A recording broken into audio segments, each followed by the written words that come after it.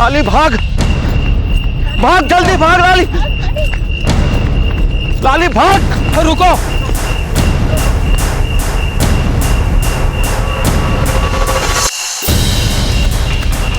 और रुको बेटा, भाग, रुको लाली, भाग लाली, अभी बताता हूं, चल।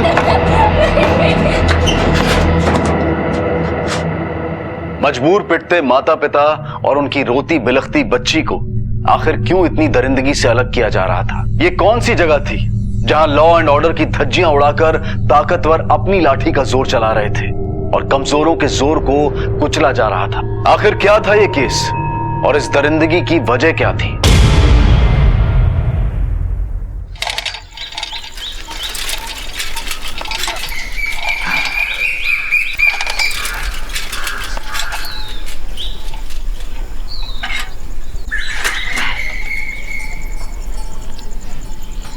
आज का दिन कब तो बड़ो हो गया हो ना।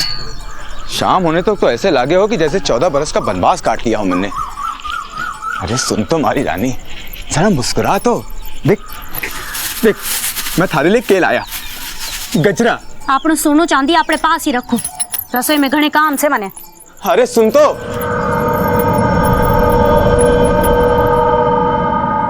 सोने का मिरर देखकर सीता जी भ्रमित हो गई और सीता जी की मृत तृष्णा देखकर राम जी बोले के बापू अरे मारो लाडो, कैसा है मेरा बच्चा?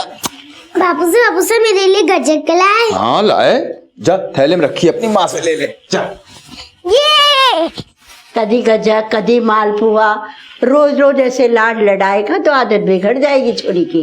अरे मासा, महंगाई से तो घर बार में चहक रही हो है, वरना गरीबी तो कब का दम घोट चुकी होती। ऐसा बुझा बुझा क्यों बोले आने? बुझी बुझी तो रमा रहे आजकल। देख बेटा, घर गृहस्थी की झंझट में कदी कदी मन उचाट हो जावे है। थोड़ो बाजार में घुमा फिरा ला बिन्नी को, घूमने फिरने से मन बदल जाएगो।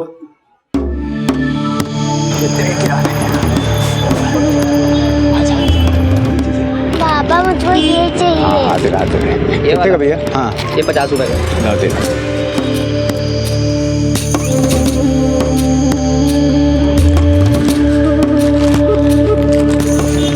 चले भैया 50 रुपए।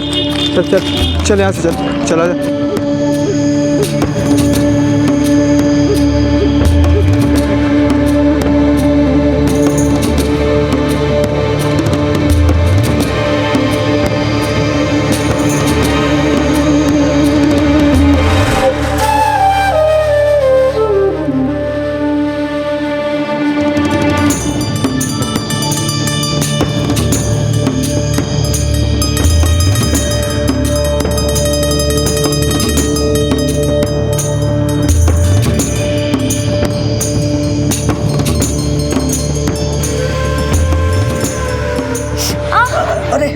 दूसरी पहना देता हूँ, दूसरी। कोई चौकी सी दिखाओ भैया। चौकी सी? हाँ अभी दिखा देता हूँ। हाँ जी, हुई ना कोई बात। अच्छा कितने की है ये? बस 500 रुपए की। 500 रुपए? ना, ये तो महंगी है। आप पहन कर तो देखिए, दाम तो मैं कम कर दूंगा। चल रमा, चल उठ यहाँ से, उतार चूड़ी उड़ी। अरे पर चूड़ी, मैंने कहा चल, चूड़ी, आजा आजा। मन चूड़ी। अरे चल ना, चूड़ी बाद में ले। चल चूड़ी वाला।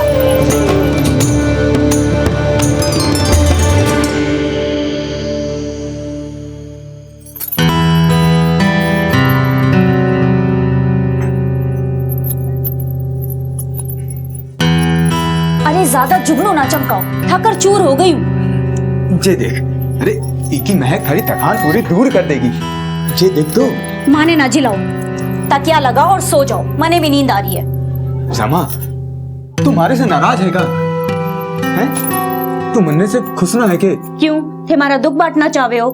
मैं जानू कि मैं कोई करोड़पति या लखपति ना हूँ, पर थारो पति तो हूँ। अच्छा, तो अब थे मने ताना दे रहे हो?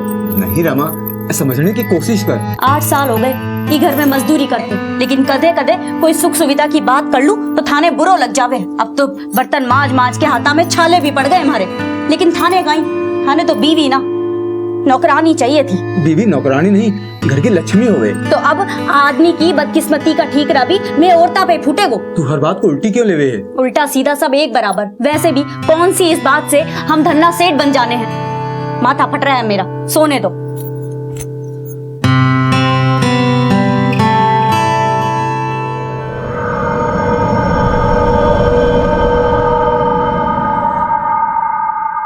बिल्लो ना इन्हें एटीएम कार्ड केवे है मेगा रानी। और माता ये एटीएम ने मशीन में डालो और पीसा धड़ा बाहर। क्या बात करे, मशीन से पीसा? हाँ, 100 का 500 का नोट धपा धप बाहर। अरे भाई सुबोध, गम्मा खड़ी भाई साहब। घड़ी गम्मा न खोज न खबर, अचानक कैसे? भाई साहब अंग्रेजी में कहवे है ना सरप्राइज, बस वो देने आ गया आपको। छुट्टी मिल गई तने? छुट्टी ना मिली, नौकरी छोड़ दी मैंने। और वैसे भी वो सिक्योरिटी गार्ड की नौकरी में क्या धरियो है? नौकरी छोड़ दी, लेकिन अब करेगा क्या?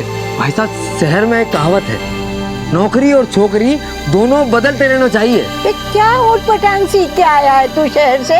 अरे माता तू फिक्र मत कर, सिर्फ कहावत सीखी है, तेरे संस्कार ना भूला मैं। लेकिन अब करेगा क्या? बिजनेस। और माता तेरा सुबोध सिंह बन जावेगो सेठ सुबोध सिंह। फिर देख गाड़ी बंगला नौकर चाकर सबकी लाइन लगा देगा तेरा सुबोध। मार बच्चे।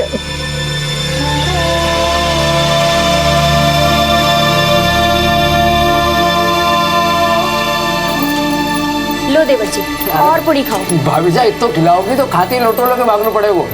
छी, ऐसा ना बोलो। वैसे भी शहर में ऐसा खाना कहाँ मिलता होगा? ये तो बिल्कुल ठीक बात है। वैसे भाभी साहब क्या बढ़िया खाना बनाया आपने। भाई साहब लोटी लग गई है आपकी। ये भाभी साहब जैसी सुंदर और बढ़िया खाना बनाने वाली लुगाई मिली है आपको। और मासा हमारी एक बात सुन ले तू, अगर तुझे हमारी शादी करनी है तो हमारे लिए भी भाभी साहब जैसी ब्यूटीफुल लड़की ढूंढ ले। ब्यूटीफुल को मतलब जाने तो क्या है? ब्यूटीफुल को मतलब वो है सुंदर और सुशील, जैसे कि हमारी भाभी साहब। अठे कुछ ना है भाभी, जिंदगी तो शहर में है, वहाँ हर चीज ऑटोमेटिक। अच्छा? हाँ, वहाँ ऊंची ऊंची इमारतें, गाड़ियाँ, मोटरें, पैसों निकालने की मशीन, मोबाइल सब है। मेरा मोबाइल देखो तुमने? ना देखो, ये देखो कितना कमाल को फोन है ना। हाँ। फोन, इंटरनेट सब कुछ है यहाँ में। देखो ये कैमरो। कितने को आवे छे फोन? 5000। 5000? अब की बार जो शहर जाऊंगा ना तो तुम्हारे लिए भी ले आऊंगा एक ऐसा। सच्ची? हाँ। अरे वाह। तो ये बात पे एक सेल्फी हो जाए? जे कहोगे? सेल्फी ना जानो तुम? ना। नए शहर को नया फैशन है ये। अब यूँ समझो कि खुद से खुद की फोटो। खुद से खुद की फोटो? हाँ। जाओ। तुम ना मानो, ये देखो। अरे इसमें तो हम दोनों दिख रहे हैं। हाँ उधर देखो। अच्छा तो ये होवे सेल्फी। हाँ। रमा, मैं खेता जा रहा हूँ। अच्छा सुनो, मैं खाड़ो बांध दूं? ना रहने दे, मन्ने देर हो रही है। अरे सुनो तो। ये देखो।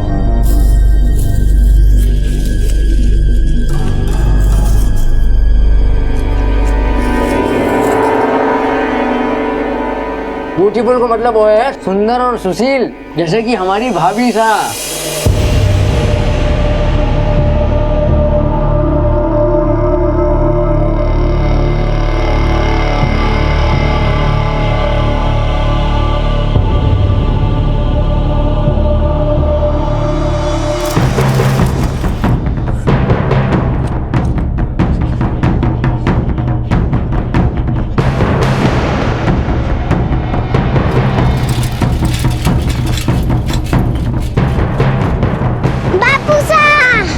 माँ कटे से?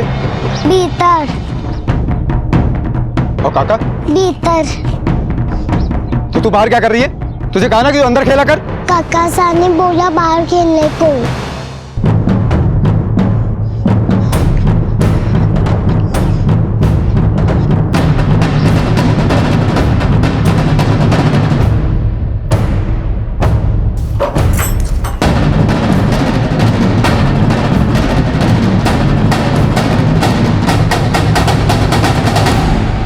ले, अनिल भी आ गए हो। देखो माता, जब तक मैं शहर जाके खुद के लिए घर न बना लेता ना, तब तक हमारे लुगाई लाने की थे सोचो भी ना। पर छोरा, अरे मासा अभी हमारी खेलने कूदने की उम्र है, और तुम जब देखो जब शादी की रट।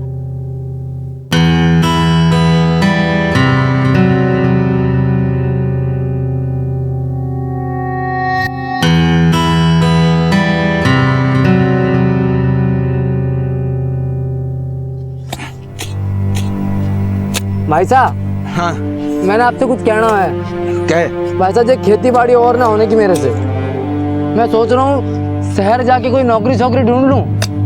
देख सुबोध, दूर के ढोल दूर से ही चौखो लागे हैं, ऐसा बाबू साहब बोलते थे। अरे उनकी मती मारी गई थी, पर मैंने न बनना उनकी तरह किसान। मैंने उनकी तरह मिट्टी खोद खोद के न मरना है। एक बावड़ा मत बन, किसान को बेटे खेती करके ही जिंदा रह सके। अरे क्या खाक जिंदा रह सके है? जिंदगी भर धरती माँ की पूजा कर करके हमारे देश की धरती सोना उगले गा गा के कौन सा किसान कुबेर बन गए आज तक? इधर देखो। और वैसे भी ये जय किसान जय जवान के नारे सुन सुन के आपकी छाती चौड़ी होती होगी, पर मैंने न मरना उनकी तरह मिट्टी खोद खोद की। मैंने बस शहर जाके पीसो कमाना है। सुबोध सही कहता था, पुरखों किसी के काम आई मन ने। आधी जिंदगी बीत गई, न रमा न सुख दे पायो, न बेघा ने अच्छो भविष्य। बस बहुत हुआ वनवास, अब मैं शहर जाऊंगा।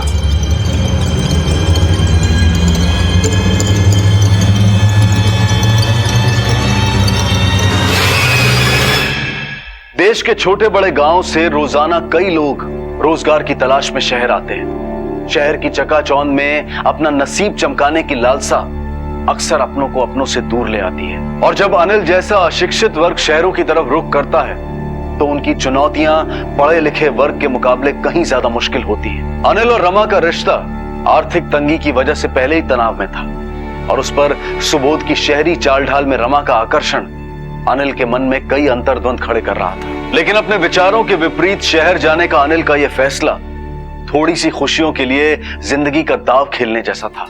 अचानक से शहर में नौकरी करने की क्यों सोची तूने? वो मासा, मेघा बड़ी हो रही है, काल को सोचने लगी कि उसका काका तो शहर वाला है और बाबू सा गांव वाला। तो तू भी शहर चला जाएगा तो बाप दादा की जमीन कौन देखेगा? मासा, जमीन तो बटाई पे दे देंगे। वैसे भी खेती करके कौन सी आमदनी हो रही है। मन्ने लगे है अब शहर की चकाचौंधी मारो नसीब चमका सके।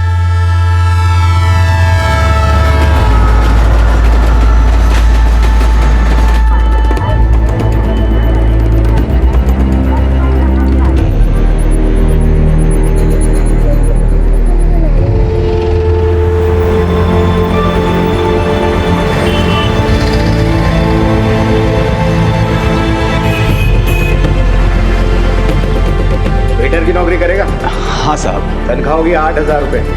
मंजूर है? मंजूर है साहब। देर से आना, काम चोरी, ये बिल्कुल बर्दाश्त नहीं है मुझे। थारे कोई शिकायत ना होगी साहब। ठीक है, कल से आ जाना। हमारी घरवाली और छोरी ने गांव से लाना चाहता हूँ। अगर आप कल की बजाय 2 दिन बाद शुरू करने को बोलो तो बड़ी मेहरबानी होगी साहब। लेकिन देख, अगर 2 दिन में तू नहीं आया तो किसी और को नौकरी पे रख लूंगा। नहीं नहीं साहब, ऐसा नहीं होगा। चलो साहब, राम राम साहब।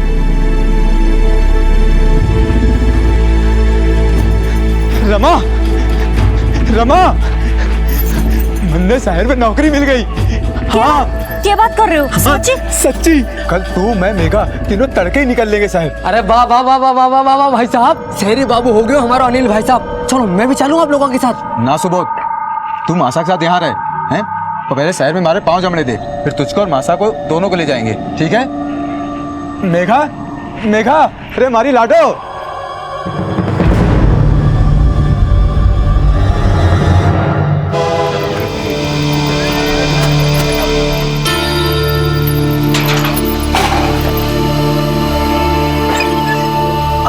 आजा रमा, आजा। ये रहो अपनो जयपुर रो घर। ये सारा सामान मकान मालिक का है, अपने काम आ जाएगा। अब अपनी गरीबी के दिन जाने वाले हैं। अब तो खुश है ना तू?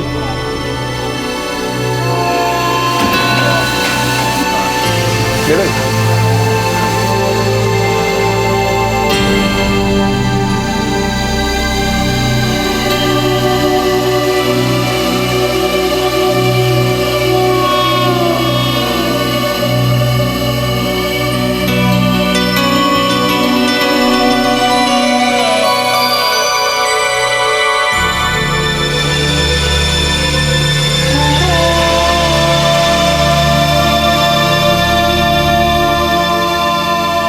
क्या कर रहे हो? क्या सोचने लगी? ये तो सारे दिन काम में चले जावे हो और मैं अठे अकेली बैठी रहूं हूं। अच्छा सुनो, मैंने घूमने जाना है। ठीक है, मैं साहब जी से बात करके 2-4 दिन में छुट्टी लेता हूँ, फिर तने घुमाने ले चलता हूँ, ठीक है? चल अभी तो। अरे अरे क्या कर रहे हो? मैं का जाग जावेगी। अरे नहीं जागेगी। छोड़ो, मैं थक रही हूँ, मैंने सोबा दो। अरे सुन तो मेरी। मैंने नींद आ रही है। अरे रमा सुन तो।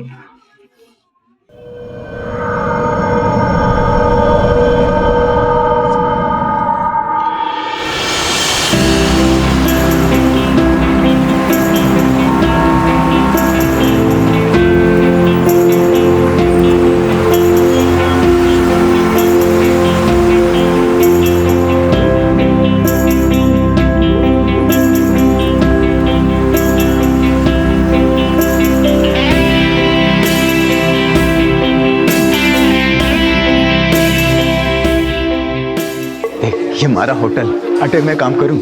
आजा आजा आजा, चल चल तुझे साहब से मिलवाता हूँ, आजा। राम राम साहब, ये हमारी घरवाली गांव से आई है। राम राम। राम राम। बस थोड़ा शहर घूमना चाहे थी, तो मैंने कहा कि खाना वाना। तेरा ही तो रेस्टोरेंट है, जो जी में आए खाओ, हैं? केवल खा लिए, आराम से बैठ कर खाओ।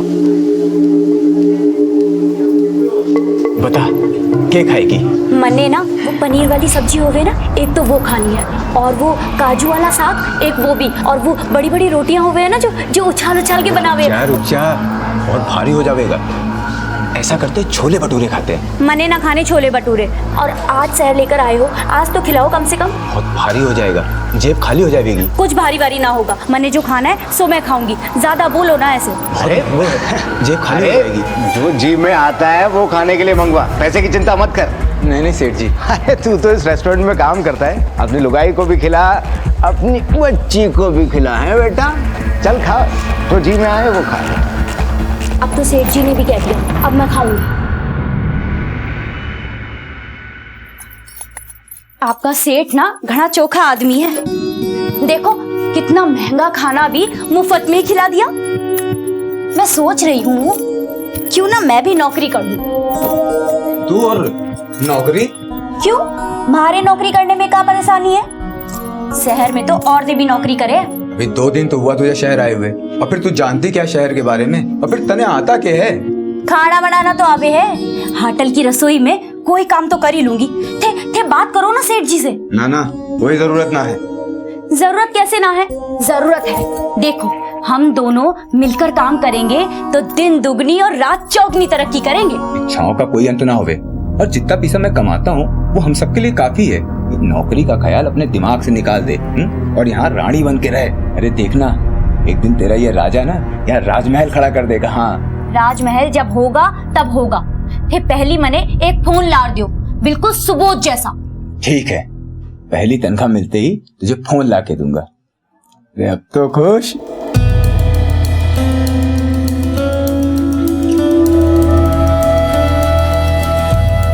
लग रहा है धीरे धीरे सब ठीक हो जाएगा। भगवान करे रमा ऐसे ही खुश रहे, अपने परिवार की खुशहाली को ऐसे ही बनाए रखने के लिए खूब मेहनत करूंगा मैं।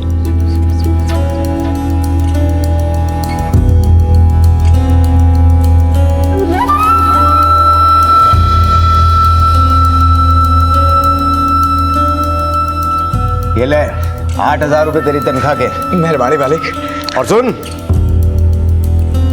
ये 1,500 रुपए तेरा बोनस। बोनस? हाँ बोनस। इसके अलावा एक बोनस और है तेरी घराड़ी के लिए। अब तेरी घराड़ी नहीं, तेरी बेटी के लिए भी वापस ले आना उन्हें यहाँ, आराम से सह परिवार खाना खिलाने, वो भी बिना पैसों के। मेहरबानी मालिक।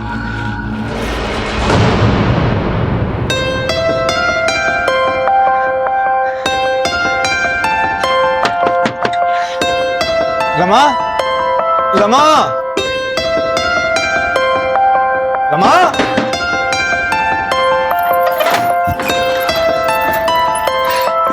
रमा जल्दी से आंखें बंद कर। पर काई हुई हो? अरे बंद तो कर, मैं तेरे लिए कुछ लाया हूँ। अरे पर हुई हो काई? अरे हमारी रानी बंद तो कर। अच्छा ठीक है, लो करूँ। जय देख। अरे फोन कैसे लगो? हाँ बढ़िया है। हमारी पहली तनख्वाह मिली और बोनस भी, तो थारे लिए फोन ले आया।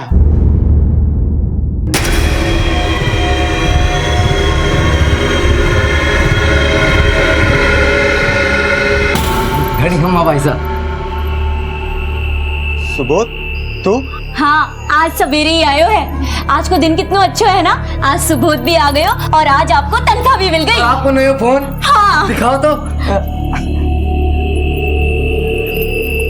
अच्छा वो लेते हैं, वो क्या कहते हैं, खुद से खुद की फोटो सेल्फी। अरे पण भाभी जामे तो सामने वाला कैमरा ही ना है। क्या बात कर रहे हो? हाँ। कैमरा ही ना है? ये देखो ना। मैंने कहाँ से कहा था ना, मैंने सुबोध जैसा फोन ही चाहिए। अरे वो बड़ो महंगो है, थोड़े दिन इससे काम चला ले, बाद में दिलवा दूंगा। मैंने कहा था, मैंने ऐसा फोन ना चाहे।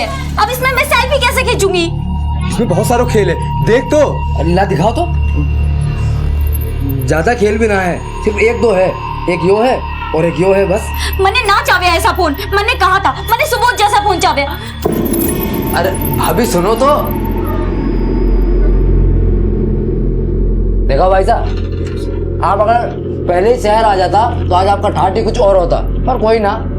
अब मैं जो आ गया हूँ, पर अपना बिजनेस जमते ही आपको भी अपने साथ मिला लूंगा। मैंने ना अच्छा लगा ये फोन, इसमें तो रेडियो भी ना है। अरे भाभी साहब, हमारा बिजनेस तो जमने दो, हमारे से भी अच्छा फोन दिलाऊंगा आपको। बिजनेस करना कोई जादू मंत्र है कि मंत्र फूके और बन गयो सेठ? अरे भाई साहब, मैं अब तुम्हारी जिंदगी को नक्शो बदल दूंगा।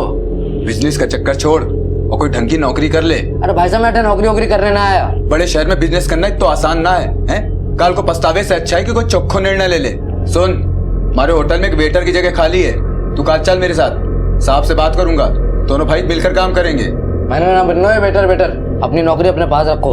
अरे देवर जी, कर लो थोड़े दिन नौकरी, 2 पैसे हाथ में आ जावेंगे, और फिर जब पैसे हो जावे खूब सारे तो कर लेना बिजनेस। क्यों? ठीक है, अब आप कह रही हैं तो बन जाएंगे वेटर, और चल लेंगे कल आपके साथ होटल। ठीक है, अब खुश? अच्छा फिर हमारा फोन? अरे हाँ हाँ, वो भी ला देंगे।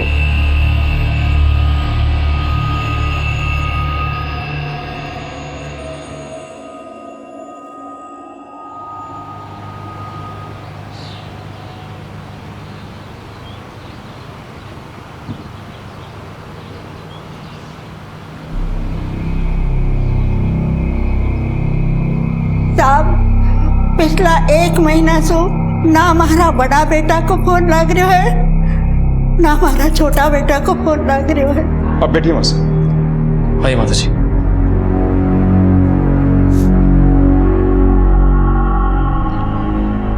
आपके बेटों के नाम क्या हैं? साहब, बड़ा बेटा को नाम अनिल और छोटा को सुबोध है। 2 महीना पहला हमारो बड़ो बेटो अनिल अपनी घरवाली और बच्ची का साथ यहाँ जयपुर में रहने आया था। बाद में सुबोध भी उनके साथ रहने लग गयो। ये सब रहते कहाँ हैं? साहब, मैं उनको पतो भी को नहीं जानू। एक बार अनिल ने मनी ऑर्डर भेजो तो भी मैं पतो देखकर मैं आज तड़के ही यहाँ पहुंची हूँ साहब। यहाँ के देखो साहब तो घर में तालों लग रहे तो अड़ोसी पड़ोसी से पूछो, पर कोई पतो नहीं चलो साहब। भाई जी, हाँ जी, ये पता बताओ कूड़ा को है? इनके सामने वाला घर है, कोने वाला है। हाँ ये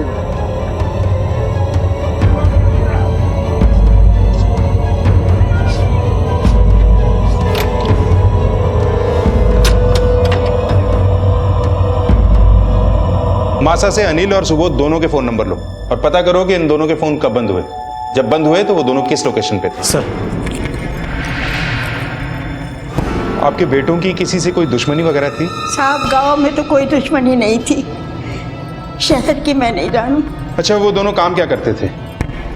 साहब, एक बड़ा होटल में बेरा को काम करते थे। कौन सा होटल? कोई बड़ी होटल है साहब, जयपुर चाय का नाम है।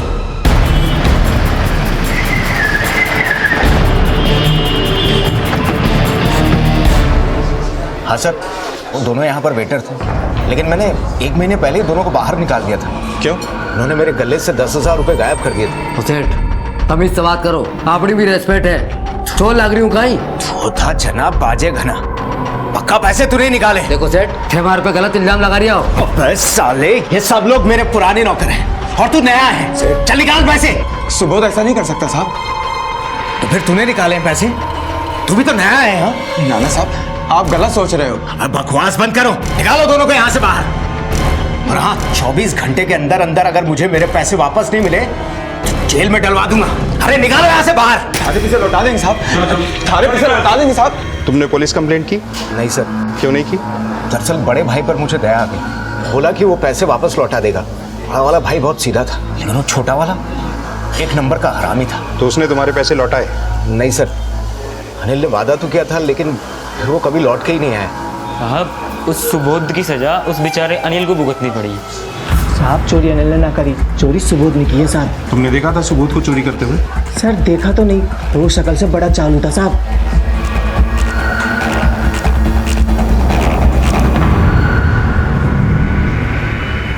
हेलो, अरे पुलिस यहाँ पर आ चुकी है।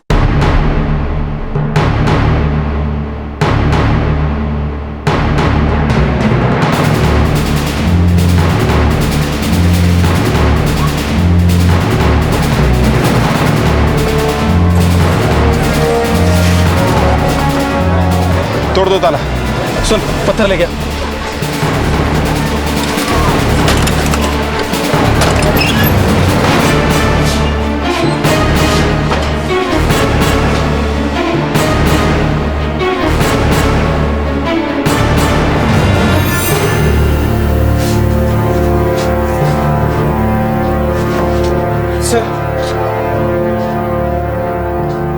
इनके पड़ोसियों से पूछताछ करो और आके मुझे रिपोर्ट करो। सर।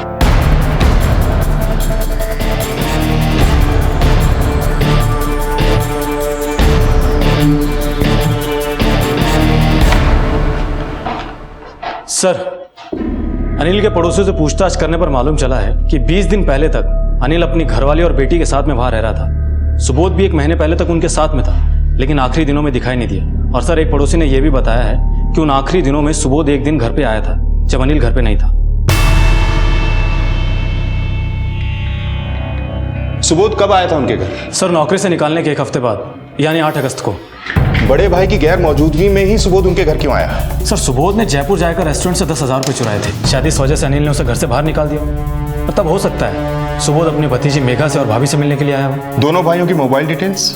सुबोध का फोन 10 अगस्त से बंद है, जब अपनी भाभी से मिलने के लिए गया था। उसके 2 दिन बाद से उसकी लास्ट लोकेशन भी उसी एरिया के आसपास थी जहां अनिल किराए पर रहता है। और अनिल का फोन कब बंद हुआ? सर, उसका फोन तो सुबोध के वहां जाने के 2 दिन पहले से ही बंद है, यानी 6 अगस्त से। और हाँ सर, अनिल के घर से जो हमें मोबाइल बॉक्स मिला था उसका IMI नंबर ट्रेस हो गया है। लोकेशन बेनाड के आसपास की है और इस इलाके में अनिल के साथ काम करने वाले वेटर विक्रम का भी घर है। उठा के लाओ उसे। Yes sir.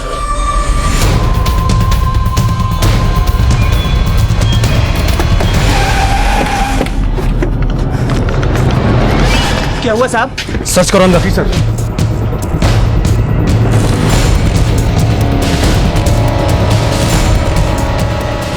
ये रहा सर अनिल का मोबाइल।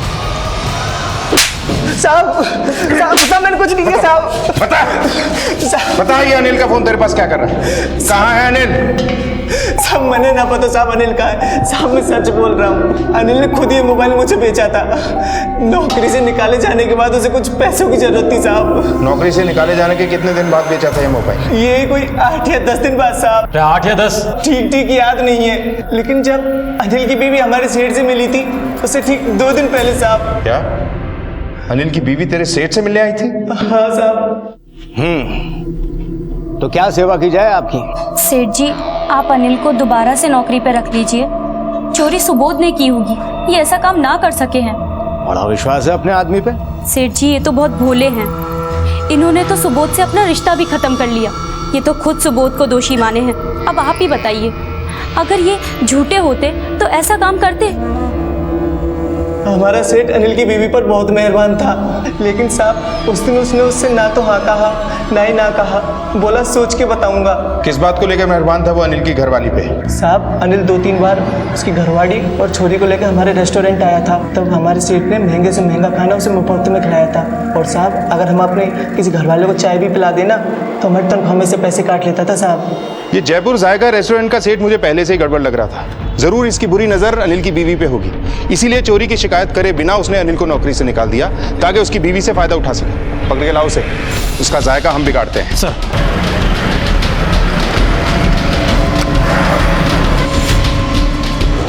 तुम्हारा सेठ कहाँ है? वो तो कल से नहीं आए। उनका नंबर दो। हाँ जी।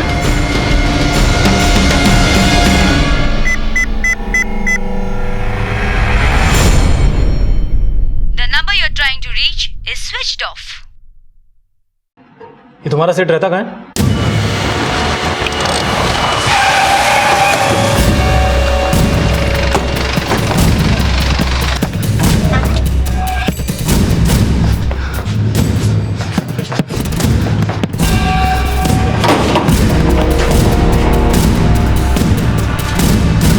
हेलो सर, जयपुर जाकर रेस्टोरेंट के सेठ राजेश का घर और मोबाइल दोनों बंद है और कल से वो रेस्टोरेंट पे भी नहीं आया।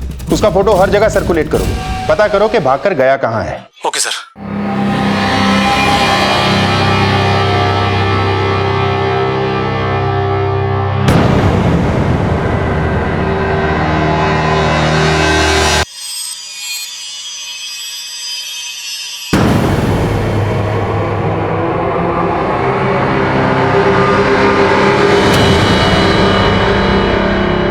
क्या हुआ? ऐसे क्यों देख रही है? पुलिस को फोन करना पड़ेगा।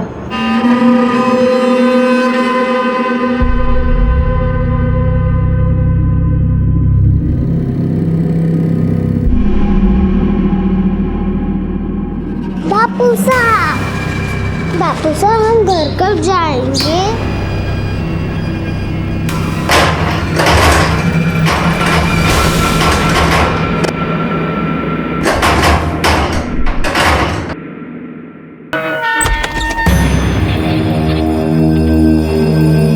हाँ क्या? ओके।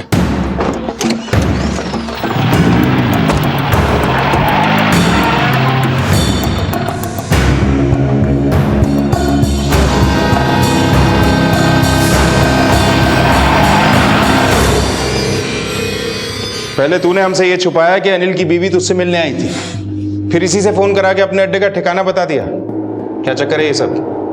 सर मैं डर गया था कि कहीं अनिल मुझे जान से ना मार दे। वो बावली बुद्धि कभी कभी बहुत ही खूंखार हो जाता था। वो बावला है या तू हमें बावली बूझ समझ रहा है? कहाँ गायब हो गया था अचानक से? गायब कहाँ हुआ था सर? मुझे तो जैसे ही पता चला कि आप लोग मुझे ही ढूंढ रहे हैं तो मैंने सामने आने में ही भलाई समझी। और आप क्या कर रही थी इसके साथ? साहब हमारे देवर ने इनके गले से पैसे चुराए थे, जिसकी वजह से इन्होंने हमारे आदमी को भी नौकरी से निकाल दिया। उसके बाद दोनों भाइयों में ऐसा झगड़ा हुआ कि दोनों एक दूसरे के दुश्मन हो गए। सट के गले में तूने हाथ मारा ना? भाई साहब चिल्लाओ मत! तूने हमारी जिंदगी बर्बाद करके रख दी है।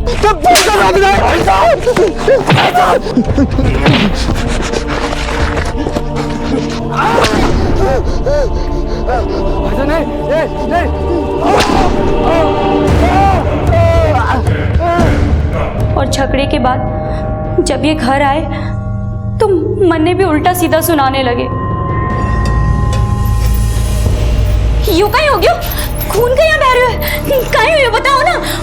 और सबूत कटे है। खबरदार, जो थारी जबान पे उस कमीने का नाम भी आयो। यहाँ कहीं लेबा कह रहे हो? ताको भाई लागे वो। और मैं थारो खसम प्यारो है कि वो यूं कहीं नाम शनाम पकड़े होते। पता ना सबूत के साथ उनकी के कहा सुनी हुई, जिसके बाद वो हमारे पे गंदा गंदा लांछन लगाने लगे। मारे से ना रहा गया साहब। छोड़ो मने, देवर ला गया वो मारा, और देवर भाई के समान हो गए। समझा कुछ? 8 साल हो गए हमारा ब्याह को, और अगर मैं इतनी बुरी लगूं तो जान से मार दो मने, लेकिन ऐसा लांछन ना लगाओ। उसके बाद पता ना उसके जमीर ने उससे के कहा कि वो हमारे से आके माफी मांगने लगा।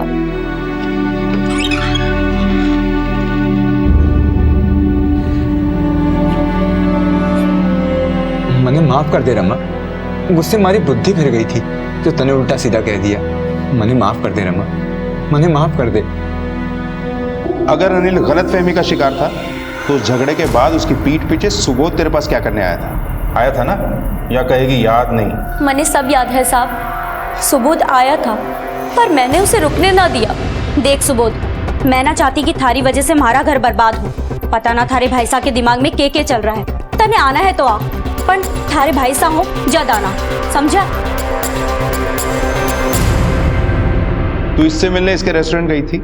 हाँ साहब, अनिल की नौकरी छूटे 1 हफ्ता गुजर गया था। उन्हें दूसरी नौकरी भी ना मिल रही थी, इसलिए मैं उनसे बोली, देखो चोरी तुमने ना की है, चोरी सुबोध ने की थी। उसकी सजा तुम क्यों भुगतो? तुम ना एक बार सेठ जी से जाकर मिलो। वो हमारी कोई बात नहीं सुनना चाहे। आप बोलो तो मैं जाके बात करूं। वो बड़े भले आदमी हैं, हो सकता है हमारी मदद कर दे। फिर मैं सेठ जी से मिली और सेठ जी ने हमें अपने घर की रसोई में काम दे दिया और रहने को कमरा भी।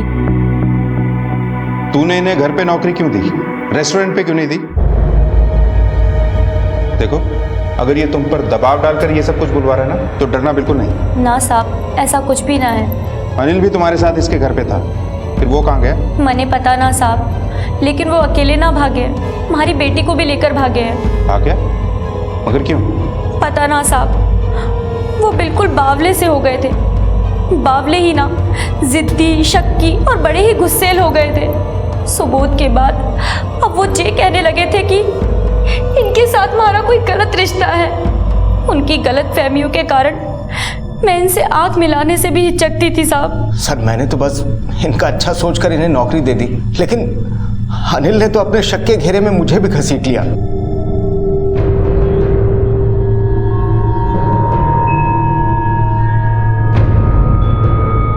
मैं उन्हें समझाने की कोशिश करती तो वो हमारे पे ही बिगड़ते।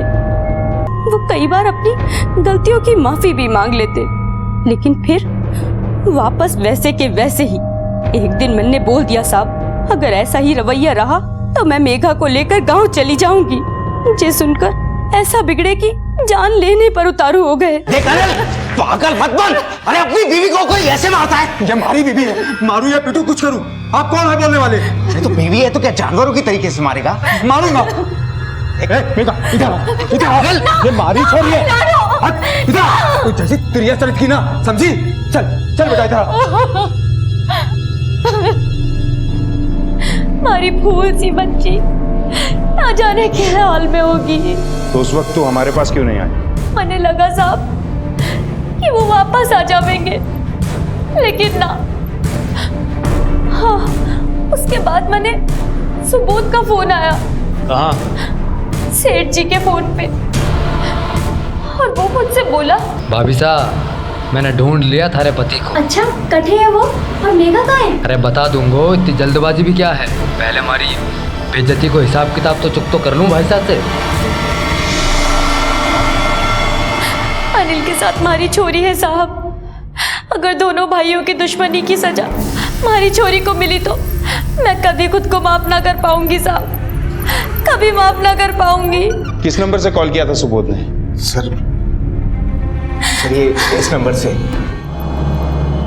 मासा, मासा, मासा, क्या हो गया मासा? मैंने तो कटे चली गई थी। मैंने तो कटे चली गई थी। मारो अनिल और सुबोध कटे बेटा, मारो अनिल और सुबोध कटे। मासा,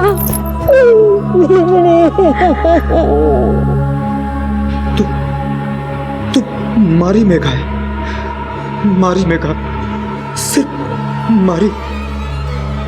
मुझ बंदर को तेरा ही सहारा है। तुझे अपनी छाती से लिपटा कर रखूंगा, कहीं जाने ना दूंगा। तू मारी मेघा है, किसी को ना ले जाने दूंगा, किसी को ना ले जाने दूंगा। हाँ। सर, सुबोध ने जिस नंबर से फोन किया था वो ट्रेस हो गया है। फोन अभी भी ऑन है, लोकेशन दादी के फाटक के आसपास की है।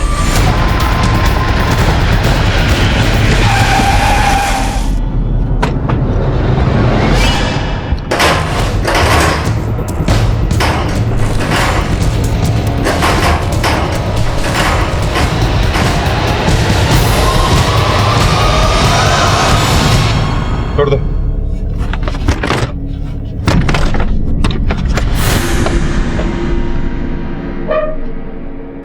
चलो बंदी।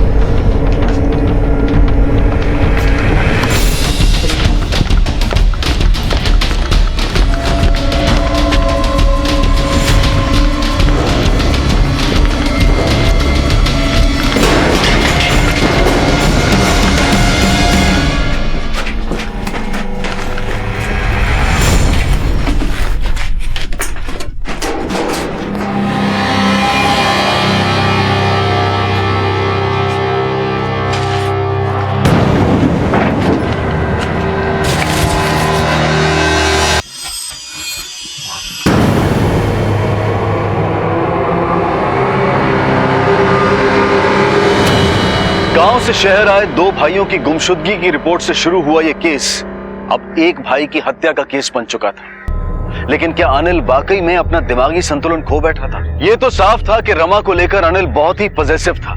पराये मर्दों का रमा को देखना तक भी अनिल को बर्दाश्त नहीं था, और रमा ने भी कहा था कि अनिल की इसी आदत ने उसे शक्की बना दिया था।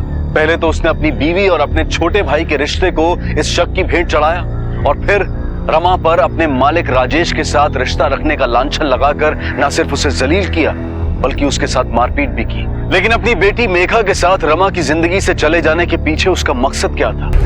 सर, सुबोध की पोस्टमार्टम रिपोर्ट। कल बॉडी मिलने के 24 घंटे पहले ही सुबोध की गला घोंट कर हत्या कर दी गई थी।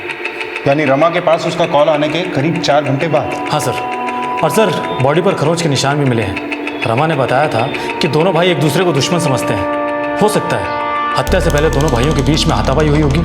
लेकिन अनिल का सुबोध की लाश को उस कार्टून बॉक्स में रख के भाग जाना कुछ अजीब नहीं लग रहा? 3212S और 5H, उस फार्म हाउस पे ऐसे दूसरे कार्टून बॉक्स भी नहीं थे।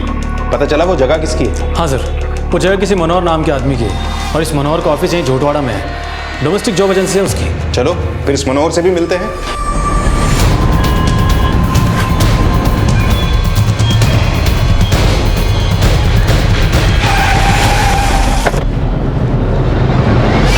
हाँ, अनिल को मैंने अपने फार्म हाउस पे रहने की इजाजत दी थी। वहाँ जब डेड बॉडी मिलने की खबर मिली उस समय मैं झालावाड़ में था। आप अनिल को कैसे जानते हैं? अनिल जिस रेस्टोरेंट में वेटर था वहाँ मैं अक्सर डिनर के लिए जाया करता था। अभी कुछ दिनों पहले वो मेरे पास आया था, कह रहा था कि उसे नौकरी की सख्त जरूरत है। साहब, ये एहसान कर दे तो बड़ी मेहरबानी होगी। ठीक है, मैं तुझे थोड़े दिनों में बताता हूँ। आपके फार्म हाउस पे क्या नौकरी करता था वो वहाँ नौकरी नहीं कर रहा था, सिर्फ ठहरा हुआ था। वो अपनी बेटी के साथ आया था, कह रहा था कि उसके पास रहने का कोई ठिकाना नहीं है। तो मुझे इस पर दया आ गई। जब तक तेरी नौकरी का इंतजाम नहीं हो जाता ना, तू जाकर मेरे फार्म हाउस पे रह ले। बड़ी मेहरबानी साहब, बड़ी मेहरबानी। हाँ ठीक है ठीक है। और जब तक मैं उसके लिए नौकरी ढूंढता मुझे उसके कांड के बारे में पता चला। फिर तो आप सुबोध को भी जानते होंगे? सुबोध? हाँ, अनिल का भाई। वो भी तो जयपुर जाकर रेस्टोरेंट में वेटर था अनिल के साथ। उससे भी मैं वहीं मिला था। कुछ दिनों पहले उसका भी फोन आया था नौकरी मांगने के लिए। फिर आपने क्या कहा? मैंने उसे भाव ही नहीं दिया। ये अनिल जितना सीधा लगता था ये सुबोध उतना ही चालाक था, इसलिए मैंने उसे टाल दिया। लेकिन मैं तो खुद हैरान हूँ ये सोचकर कि अनिल ने सुबोध का मर्डर कर दिया। आपने सुबोध को बताया था कि अनिल आपके फार्म हाउस पे रुका हुआ है? हाँ, उसने बातों बातों में मुझसे पूछा था अनिल के बारे में, तो मैंने बता दिया। कब फोन आया था उसका? 4 दिन पहले, बुधवार को। सुबोध की लाश हमें इस कार्टून बॉक्स में मिली। आप बता सकते हैं ये कार्टून बॉक्स किस चीज़ का है और इस पे जो लिखा है उसका क्या मतलब? मुझे नहीं पता साहब। मुझे नहीं लगता कि ऐसा कोई कार्टून बॉक्स फार्म हाउस पर पहले से था। अनिल ही लाया होगा सर इसे। सर, सुबोध ने 4 दिन पहले यानी बुधवार के दिन ही रमा को फ़ोन किया था, जिसके बाद रमा हमसे मिली थी। रमा का कहना था कि पिछले कुछ दिनों से अनिल काफी हिंसक हो गया था, एकदम साइको की तरह बर्ताव कर रहा था। अनिल के साथ उसकी बेटी भी है। इससे पहले कि उसके पागलपन का शिकार उसकी बेटी या कोई और बने, हमें अनिल को पकड़ना होगा। उसे ढूंढने का काम तेज कर दो। Okay sir. और उस कार्टून बॉक्स के बारे में भी पता लगाओ। मुझे लगता है कि सुबोध के मर्डर में इस बॉक्स का कोई ना कोई लिंक जरूर है। पता करो कि 3212S और 5H ये कोई कोड वर्ड है या कोई और रहस्य। सर। और इस मनोहर के बारे में भी छानबीन करो, कहीं जॉब एजेंसी की आड़ में कोई इलीगल धंधा तो नहीं करता है? जी सर।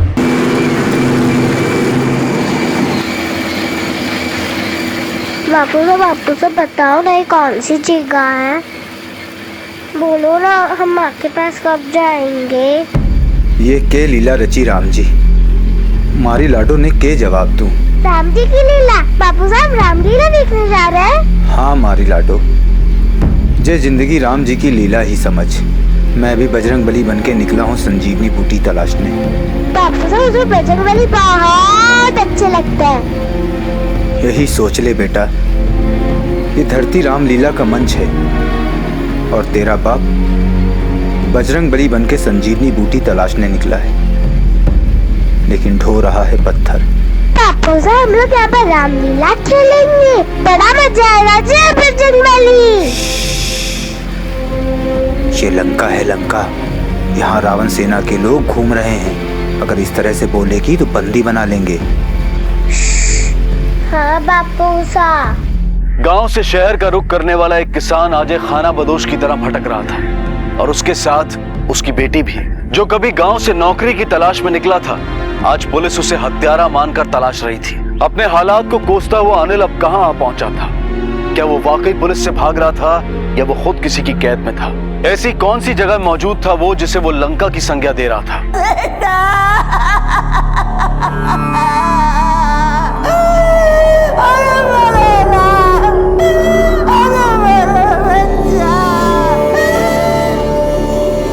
नहीं साहब, मैं ये नहीं मान सकूं कि मारो अनिल सुबोध ने मार सके। लेकिन हमें सुबोध की बॉडी उसी जगह से बरामद हुई जहां अनिल आपकी पोती के साथ रहता था। साहब, एक भाई ने क्या मार सके? वो भी मारो अनिल जैसा बेटो, वो शांत बेटो तो साहब। फिर आपको क्या लगता है सुबोध की हत्या किसने की होगी? मैं नहीं जानती साहब। आपकी बहू रमा, उसके बारे में आप क्या कहेंगी? साहब, वह बड़ी महत्वाकांक्षी थी। गरीब होते हुए भी घर की सारी सुख सुविधा चाहती थी। मारो अनिल के यहाँ जयपुर में ले आयो साहब। रमा ने हमको बताया कि अनिल को लगता था कि रमा का अपने देवर सुबोध के साथ गलत रिश्ता था। आप क्या कहना चाहेंगे इसके बारे में? साहब, मारो बेटो दे दो साहब, मारो बेटो दे दो साहब, मारो बेटो। हवलदार जी सर, पेपर वर्क कंप्लीट करके बॉडी मासा के सपोर्ट कर दो। आइए मासा। मनोहर का बयान, अनिल की उस फार्म हाउस पे उपस्थित थी, सुबोध की लाश का वहां से मिलना, उस पर रमा का अनिल की मानसिक हालत का बखान, अनिल का शक, सुबोध से उसके झगड़े की वजह का खुलासा। इन सब बातों से तो यही लगता है कि अनिल ने ही सुबोध की हत्या की है। लेकिन ये सारे समीकरण सिर्फ रमा का नजरिया है। अब सवाल ये उठता है कि रमा सच कह रही है या झूठ।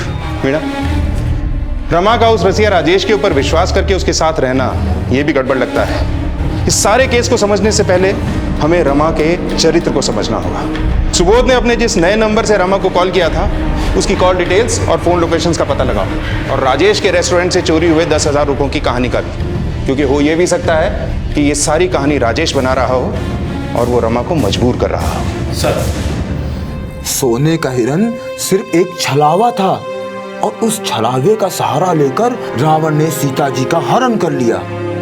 फिर सीता जी की खोज में राम जी जंगल जंगल भटकने लगे। जैसे हम माँ की खोज में भटक रहे। बोलो ना बापू साहब, हमको माँ कब मिलेगी? बापू साहब, खून।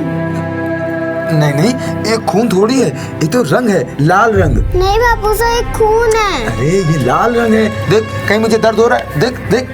मैंने तुझे बताया था ना, ये रामलीला का मंच है और मैं हूँ बजरंग बली। ये देख, जय हनुमान। अब ये बजरंग बली इस लंका में आग लगा देगा। बोल सियापति रामचंद्र की जय। सियापति रामचंद्र जी की जय। बापू साहब देखो, रावण सेना।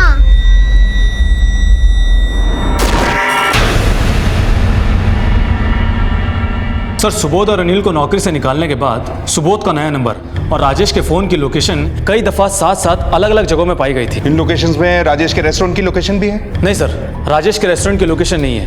ये लोकेशंस है मानसरोवर, सोडाला और चांदपुर, जबकि राजेश का रेस्टोरेंट तो शामनगर में है। इसका मतलब राजेश अपने रेस्टोरेंट में काम करने वाले एक मामूली से वेटर से रेस्टोरेंट के बाहर इन लोकेशंस में मिल रहा था, जिसे उसने चोरी के इल्जाम में नौकरी से निकाल दिया था। सर, ऐसा भी हो सकता है कि राजेश ने अनिल के खिलाफ कुछ षड्यंत्र रचा हो। इन लोकेशंस पे सर्च करो और जानने की कोशिश करो कि इन दोनों के बीच में क्या खिचड़ी पक रही है। Okay sir.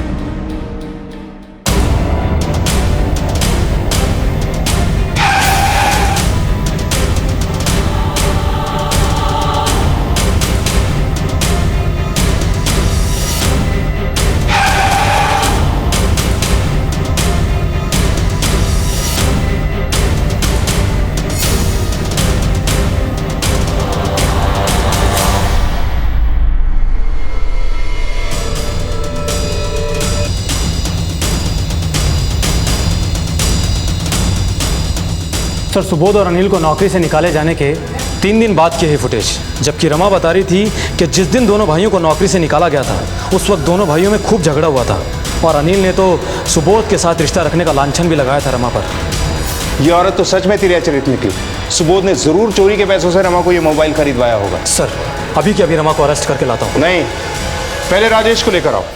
अब तक हमें लग रहा था कि राजेश रमा को मजबूर करके झूठी कहानी बनवा रहा है, लेकिन अब कहानी कुछ और है, जिसमें राजेश के रसिया स्वभाव का रमा फायदा उठाते हुए नजर आ रही है।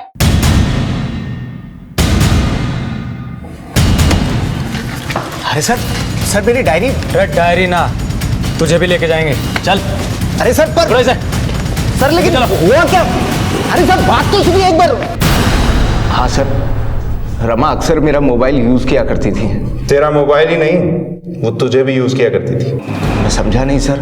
ये बता कि अनिल वाकई मेघा को लेके भाग गया या कहानी कुछ और ही है? नहीं सर, वो सच में मेघा को लेकर भाग गया था। और अनिल के शक में कितनी सच्चाई है कि रमा के साथ तेरा भी गुटरगुन चल रहा है? नहीं सर, आप गलत समझ रहे हैं। देख, जो भी है सच सच बोल दे।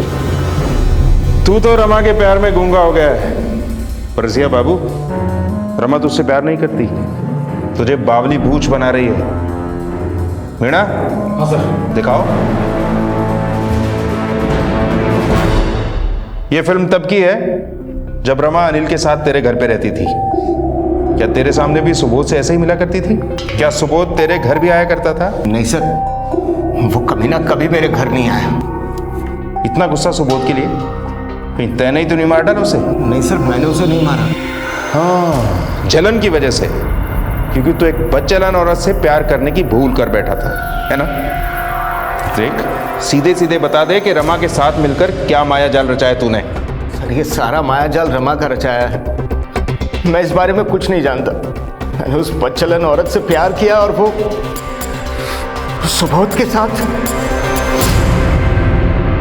अनिल और सुबोध को नौकरी से निकालने के बाद रमा मेरे पास आई। उसने तब सिर्फ अनिल को नौकरी वापस देने की बात नहीं की, बल्कि वो खुद भी नौकरी करना चाहती थी। इसलिए मैंने उन दोनों को अपने घर पर नौकरी दे दी और रहने की जगह भी। इसीलिए ही ना कि तू रमा के साथ। सर तब तो ये ख्याल मेरे दिमाग के अंदर ही थे, लेकिन इन ख्यालों को हवा रमा ने खुद दी। अनिल नहीं चाहता था कि मैं रमा से बातचीत करूं, लेकिन वो मुझे कुछ नहीं कह पाता था।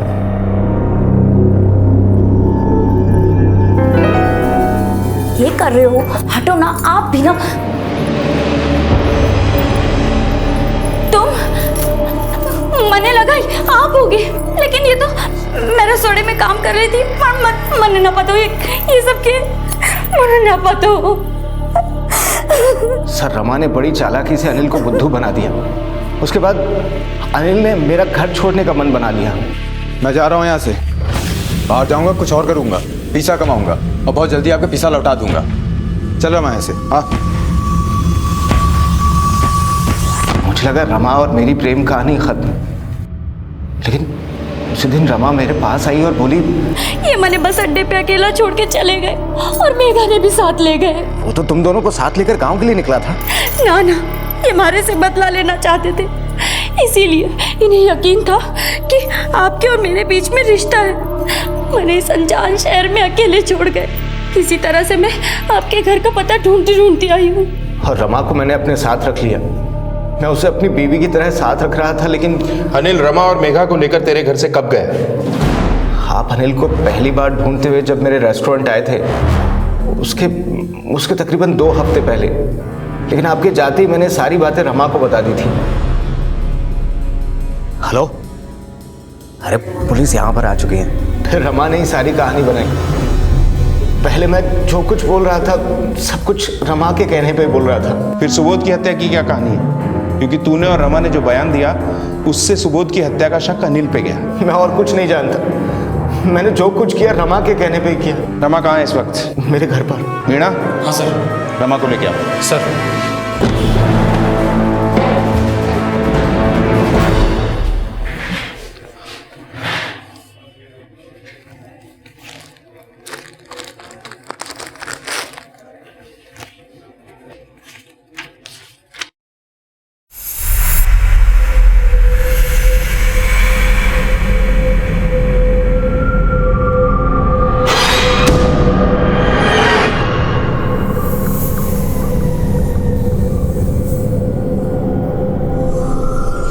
हाँ भाई, ये डायरी तेरी है?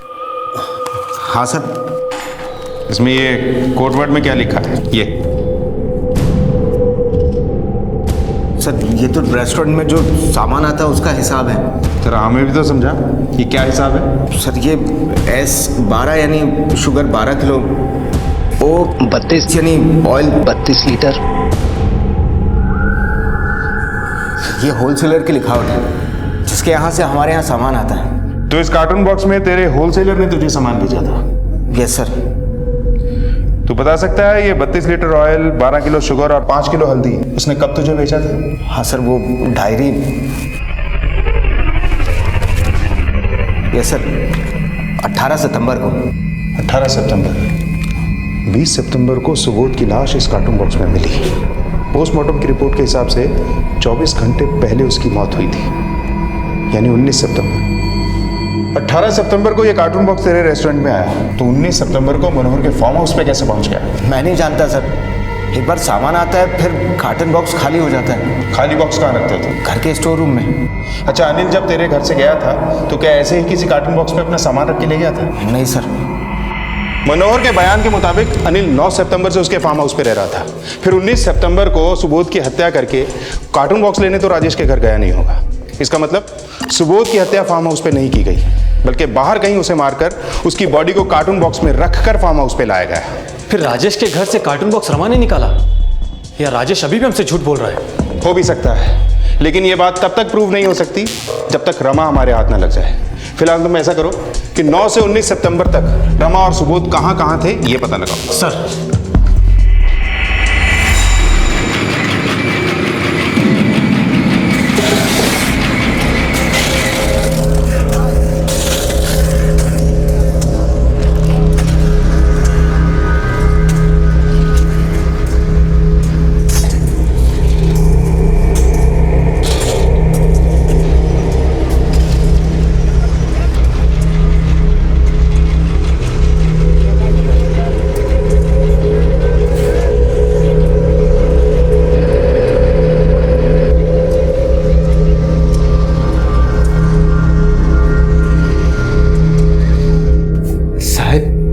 मारे को बड़े सेठ से मिलना है। क्यों साहब, मारे को यहाँ काम नहीं करना है, मारे को गांव जाना है। गांव जाना था रे को?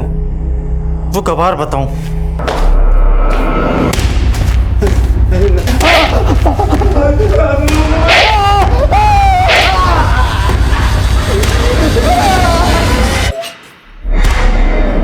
क्यों यो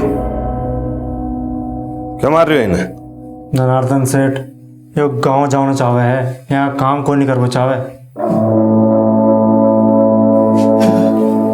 अरे वाह दूरी दास्ता, थारी जिंदगी ऊपर वाला की देन है, पर तू है मारा हाथ की कठपुतली। तो तना जया न चावा नाचनो पड़सी, और अगर ज्यादा तना तनी करी ना तो काम से भी जाओगा और जान से भी।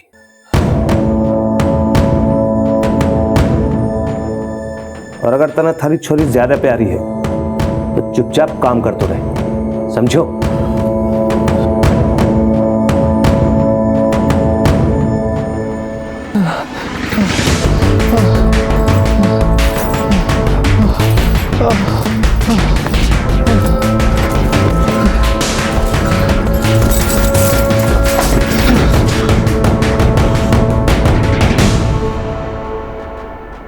अनिल एक बहुत बड़ी साजिश का शिकार हुआ था।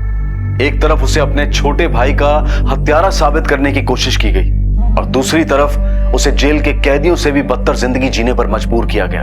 अनिल और मेघा एक ऐसे दलदल में फंस गए थे जहां से निकल पाना उनके बस में नहीं था। अनिल की तरह यहां सैकड़ों आदमी, औरतें और बच्चे बंधुआ मजदूरी की बेड़ियों में बंधे थे। पुलिस की छानबीन में यह तो साफ हो गया था कि सुबोध की हत्या में अनिल का नहीं बल्कि इसमें रमा का हाथ था। लेकिन रमा को गिरफ्तार करने से पहले पुलिस वो रास्ते तलाशने में जुटी थी जहां से यह पता चल सके कि सुबोध की हत्या के बाद अनिल और उसकी बेटी मेघा का क्या हुआ। सर, 18 सितंबर को रमा और सुबोध की फोन की लोकेशन एक ही थी, और हैरानी की बात तो यह है कि तब सुबोध के फोन से मनोहर को कॉल हुआ था। अनिल के फार्म हाउस पे आने से पहले भी सुबोध ने मनोहर को कॉल किया था। तब हो सकता है रमा सुबोध के साथ हो। तब तारीख क्या थी? 6 सितंबर। 6 सितंबर को सुबोध ने मनोहर को फोन किया, मान लो रमा उसके साथ थी। फिर 9 सितंबर को अनिल मेघा और रमा के साथ राजेश के घर से चला गया। फिर उसी दिन रमा राजेश के घर वापस आई, और उसी दिन मनोहर ने अनिल और मेघा को अपने फार्म हाउस पे ठहराया। कहीं ऐसा तो नहीं सुबोध ने मनोहर को यह कॉल अपनी नौकरी के लिए नहीं बल्कि अनिल की नौकरी के लिए किया था? सर, मुझे भी ऐसा ही लग रहा है, क्योंकि 18 सितंबर को रमा मनोहर के टच में भी थी और सुबोध की भी। और 19 सितंबर को उसने हमारे पास आकर झूठा बयान दिया कि सुबोध जानता है कि अनिल कहाँ है, और वो गुस्से में उसको मार भी सकता है। और फिर 20 सितंबर को हमें फार्म हाउस पे लाश मिलती है सुबोध की। अनिल और मेघा फरार। अनिल और मेघा के गायब होने में और सुबोध की हत्या में रमा के साथ साथ इस मनोहर का भी कुछ ना कुछ लेना देना जरूर है। मुझे इस मनोहर के डोमेस्टिक एजेंसी बिजनेस की सारी डिटेल्स चाहिए। सर,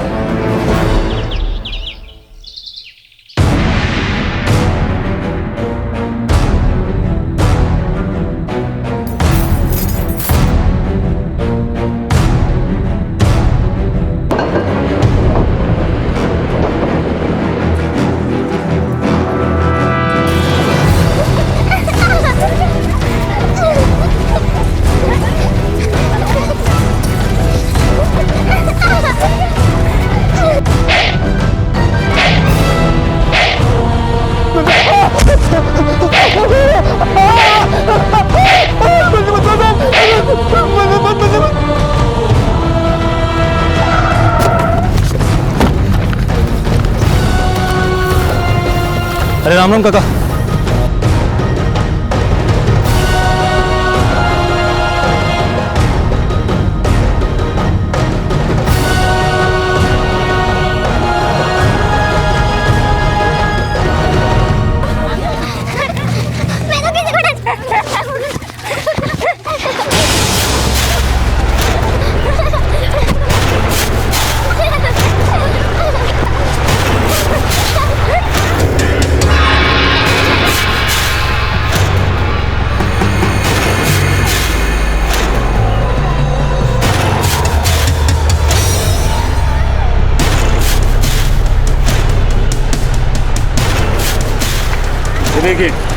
कैसी है?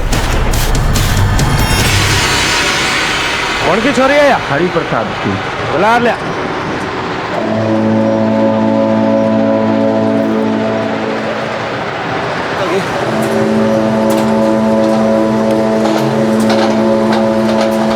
पाए लागू सेठ, पाए लागू। आज रात में थारी छोरी ने ले जा। ऐसे मत कर सेठ, ऐसा मत कर सेठ। अरे रोवा क्यों है? एक रात है थारे करने जत्तो लाड़ा अपनी छोरी से लड़ा सके है, लड़ा ले। रेम कर इस बात पर सेठ। हटा रही तो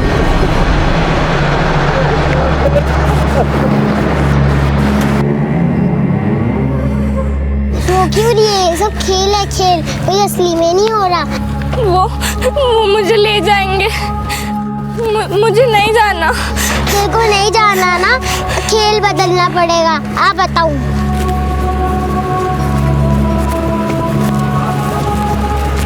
खड़ी हो गई।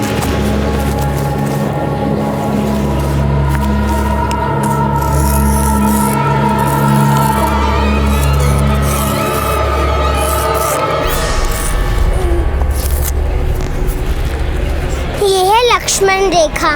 जब तेरे को रावण सेना लेने आए तेरे घर से, तब इस लक्ष्मण रेखा को कैसी भी करके पार मत करना, ठीक है? समझी? हाँ। सर, मैंने मनोहर के डोमेस्टिक एजेंसी का रिकॉर्ड चेक किया है। उसकी एजेंसी के जरिए काम मांगने वाले 5 मजदूर ऐसे हैं जिनके परिवार वालों का कहना है कि ना तो वो कभी घर आए हैं, ना ही किसी ने कोई चिट्ठी भेजी है और ना ही किसी ने अपने परिवार वालों को मनी ऑर्डर भेजा है।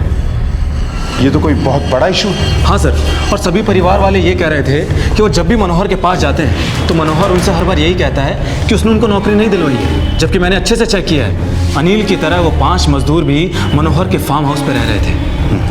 इन 5 मजदूरों का फोटो हर जगह सर्कुलेट कर दो और इस मनोहर पे नजर रखो, और वो रमा, उसकी तलाश भी तेज कर दो। Yes sir.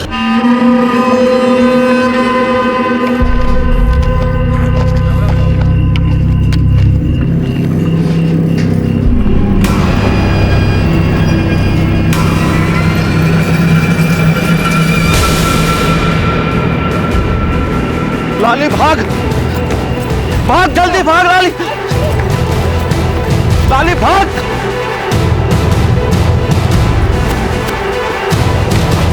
बेटा भाग।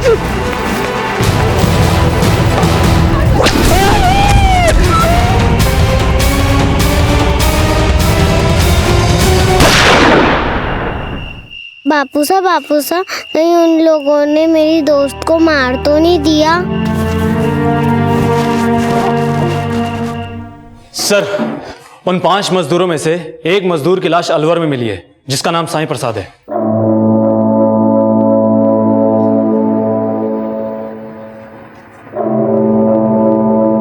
चोरी हटिया।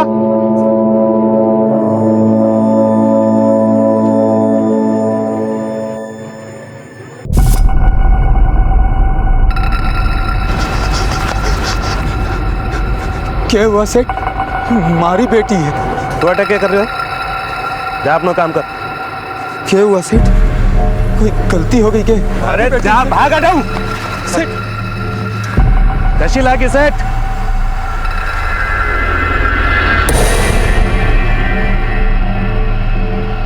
हमारी बेटी ने छोड़ देता, हमारी बेटी ने छोड़ देता।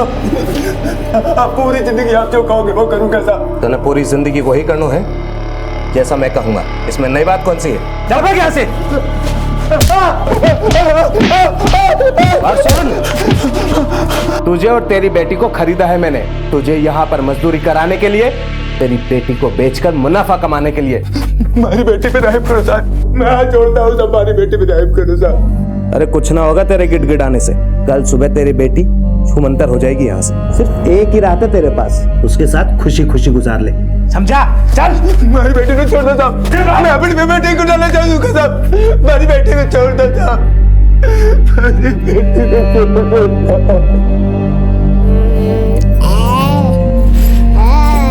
बापू साहब। हमारी नागम। अच्छा बापू साहब कहाँ गए थे? बापू साहब रो क्यों रहे हो? नहीं बेटा, मैं रो नहीं रहा हूँ। अच्छा बापू साहब खेल खेल रहे हो? हाँ मेरी बच्ची, मैं खेल खेल रहा हूँ। लेकिन बापू साहब ये खेल कब खत्म होएगा? मुझे माँ के पास जाना है।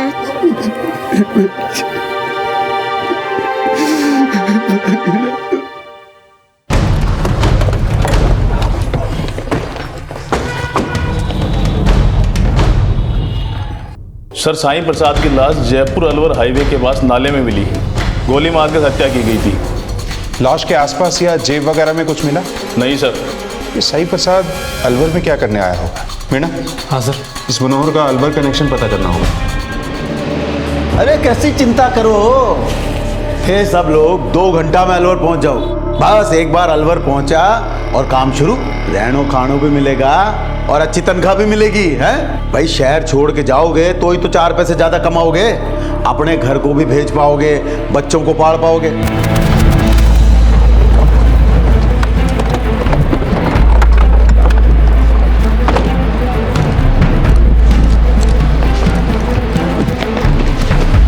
बस एक बार अलवर पहुंचे और नई जिंदगी शुरू। अच्छा, तू अलवर में भेज के लोगों की जिंदगी बनाता है, ये तो हमें पता चला। चल तेरी जिंदगी बना। सर मैंने कुछ नहीं किया सर, मैंने कुछ नहीं किया सर, मैंने कुछ नहीं किया सर, मैंने कुछ नहीं किया सर।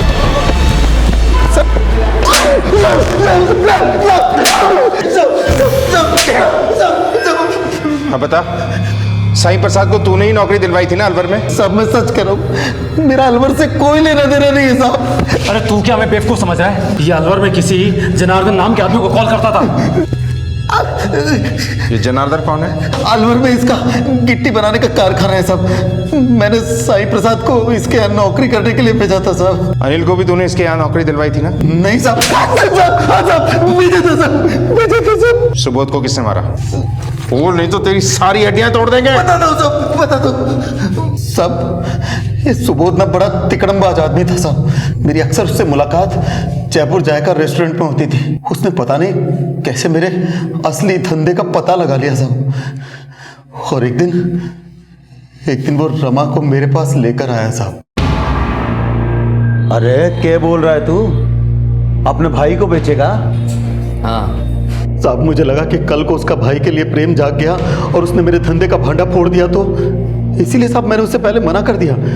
मैंने रमा को बोला कि मैं अनिल को 10,000 रुपये महीने की नौकरी पे रख लेता हूँ। इस पर वो बोली, देखो सेठ जी, 10,000 महीने की बोलकर मने लालच ना दो।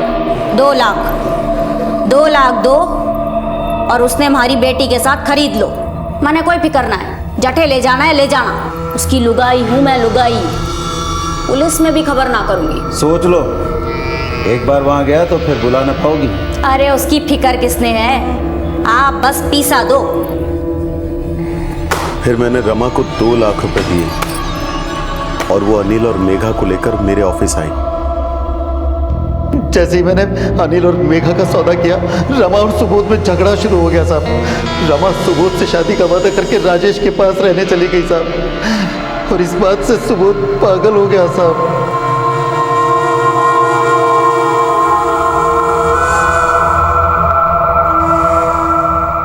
और साहब, जैसे गेहूं के साथ खून पिसता है ना, मैं भी उन दोनों के झगड़े में फंस गया साहब।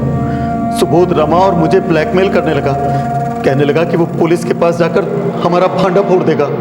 पागल हो गया तू? अबे नहीं दे रही तो मैं क्या करूं? देख सुबोध, इसी दौरान आप लोग अनिल की तलाश करने लगे। मैं और रमा काफी घबरा गए थे साहब, इसीलिए मैंने और रमा ने सुबोध को रास्ते से हटाने का प्लान बनाया। रमा ने सुबोध को फोन कर शादी का झांसा देकर मेरे एक फ्लैट पर बुला लिया। हेलो सुबोध, हाँ वो मारे से तने बात कर रही है, तू एक बार मारे से मिल, कल आना। आओ देवर जी बैठो। अरे जे हो कर रहे सब मैं समझ में आ रही है। अरे बैठो तो सही, मैं कह रही हूँ कि है ना,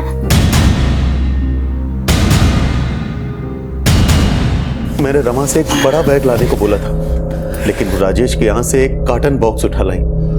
मैंने और रमा ने सुबोध की डेड बॉडी उसमें डाली और मेरे फार्म हाउस पर छोड़कर चले आए। हमें लगा था आप अनिल को सुबोध का हत्यारा मानकर ढूंढते रहेंगे, पर सब उल्टा हो गया साहब। अभी रमा कहाँ है? बोल, कहाँ छुपा के रखा है उसे?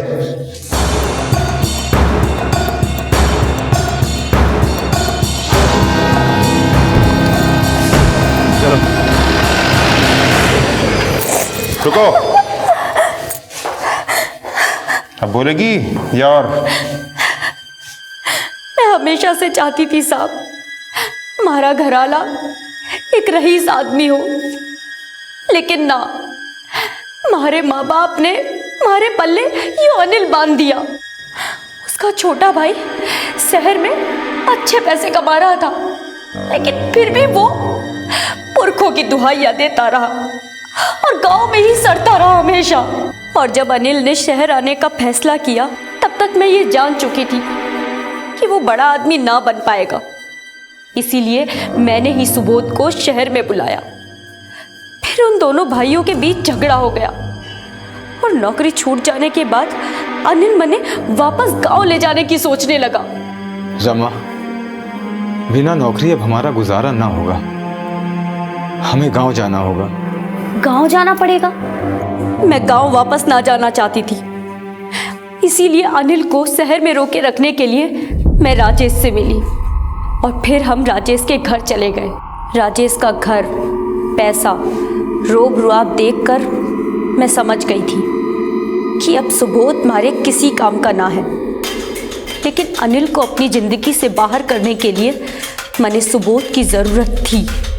मैंने सुबोध के साथ मिलकर अनिल और मेघा को मनोहर के पास बेचने की योजना बनाई और मैं सोच ही रही थी कि अनिल को मनोहर के पास कैसे ले जाऊं कि एक दिन अनिल ने मुझे राजेश के साथ देख लिया। ये कर रहे हो आप भी ना, मने लगा आप होगे, पर अनिल ने हमारी बात पे विश्वास कर लिया। देखो जी, ये जो सेठ है ना, मने ठीक आदमी ना लागे, अब हम यहाँ ना रहेंगे। तू ठीक कह रहे, हम गांव चलते हैं। अरे ना ना ना, गांव जाने की जरूरत ना है, मैंने ना आपके लिए नौकरी ढूंढी है। नौकरी? हाँ रुको मैं बताऊंगी। ये कार्ड ना मैंने आपकी पैंट पर मिला था। इस कार्ड में जो नंबर है ना, मैंने उस पर फोन किया था, उन्होंने नौकरी पक्की कर दी है थारी।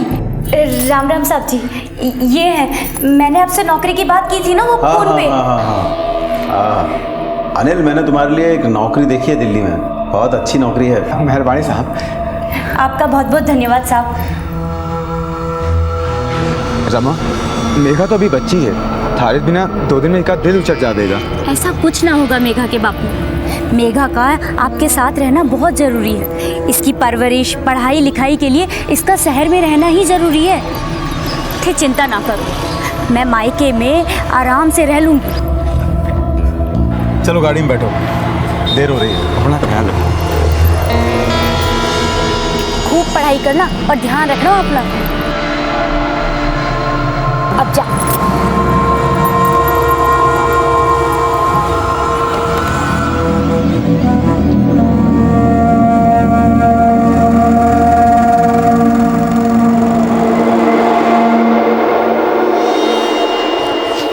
अनिल को कहां बेचा? एक जीते जागते इंसान की कीमत लगाकर उसे मवेशियों की तरह बेच देने का यह गोरख धंधा एक बेहद ही जघन्य अपराध है। लेकिन चंद पैसों के लिए मनोहर जैसे लोग इंसानों की खरीद फरोख्त के दलाल बन जाते हैं और रमा और जनार्दन जैसे लोग सौदागर। रमा की वजह से अनिल आज इस हाल में आ खड़ा हुआ था जहां उसके सामने उसकी बेटी का सौदा कर दिया गया और वो चाह कर भी उसे बचा पाने में असमर्थ नजर आ रहा था।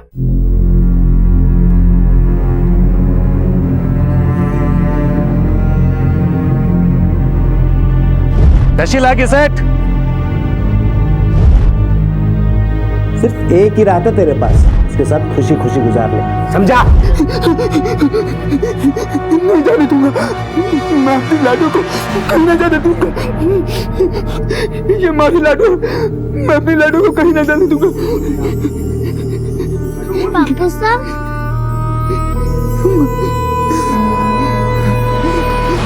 मैं नहीं जाने दूंगा अपनी बेटी को। चल चल, टाइम हो गया तेरी बेटी को ले जाने का। मैं नहीं जाने दूंगा अपनी बेटी को।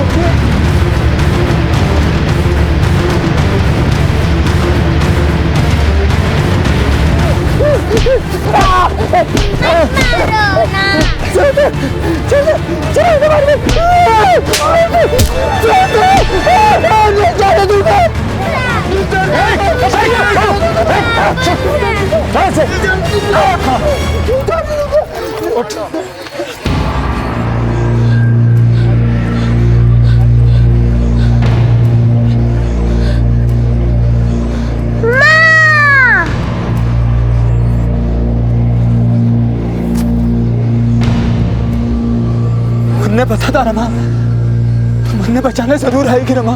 तूने इसे मार डाला?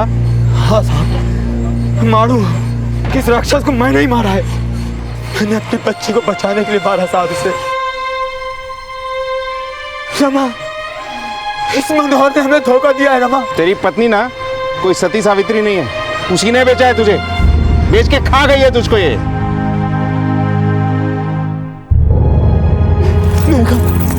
हमारी बच्ची, हमारी बच्ची।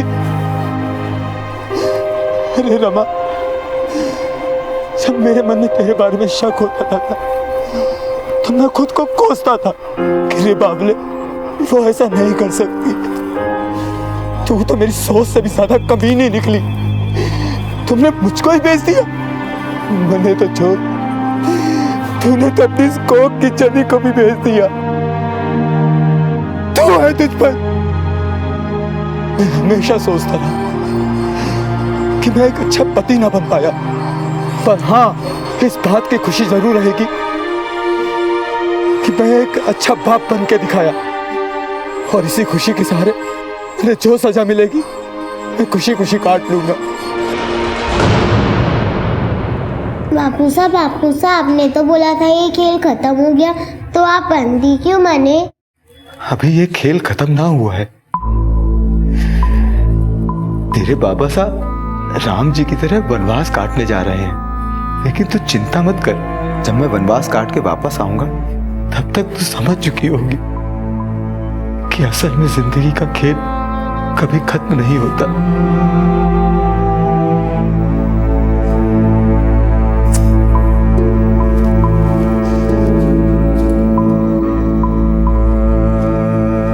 अभाव में जीने वाला एक ईमानदार इंसान बुरे से बुरे हालात में भी पैसा कमाने के लिए गलत जरिए का इस्तेमाल नहीं करता। लेकिन रमा और सुबोध जैसे कुछ ऐसे लोग भी होते हैं जिनकी इच्छाएं उन पर इतनी हावी हो जाती हैं कि उन्हें कोई भी जरिया गलत नहीं लगता।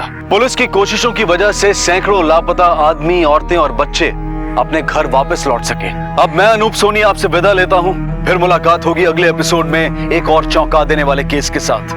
तब तक अपना और अपने परिवार का ख्याल रखें और देखते रहें क्राइम पेट्रोल डायल 100। सबक 1 को सीख हम सबको। जय। क्राइम पेट्रोल्स के और भी दिलचस्प कहानी देखने के लिए हमारे चैनल को सब्सक्राइब करें और बेल आइकॉन दबाना न भूलें।